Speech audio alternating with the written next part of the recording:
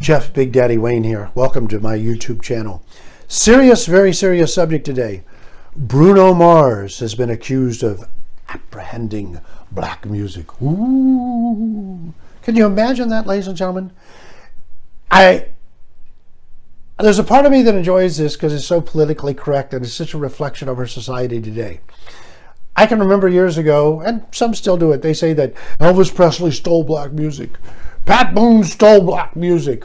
But very politically correct. They don't say Bruno Mars stole black music. He appropriated black music. He apprehended black music. It's like, we don't say drug addict anymore. It's substance abuser. We don't say problem anymore. It's an issue. Everything has been softened, but it still means the same.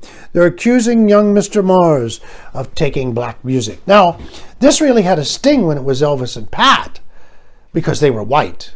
It's a white-black issue. Very touchy. But Bruno was like a mix. I had to look it up. He's part Filipino, part Puerto Rican, and Jewish. It's getting rather thick, isn't it?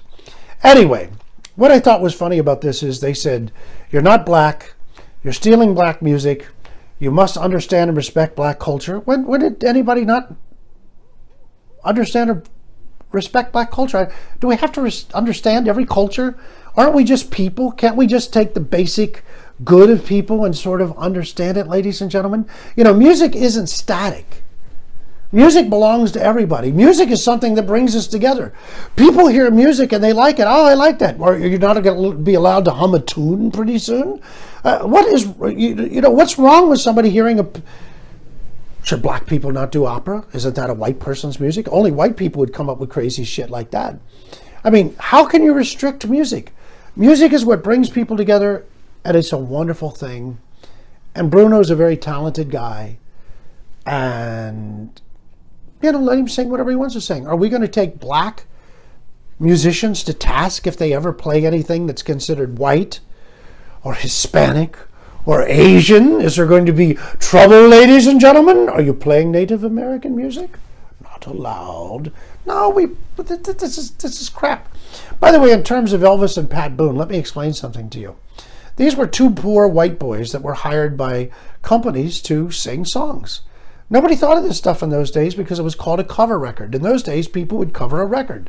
From the inception of records, when they got hot in the early 1920s, up to the mid-1950s, people would just easily cover a record and nobody thought something of it.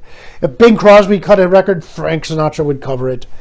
People just covered records all the time and it was no big deal. People enjoyed the song. They enjoyed other people singing it. They enjoyed hearing an instrumental. Sometimes you would have five covers of the same song on the top 10 hit parade. This is true. You can check it out.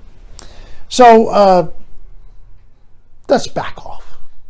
Let's just back off, all right? You leave Mr. Mars alone. And you know what? Let's stop trying to segregate music.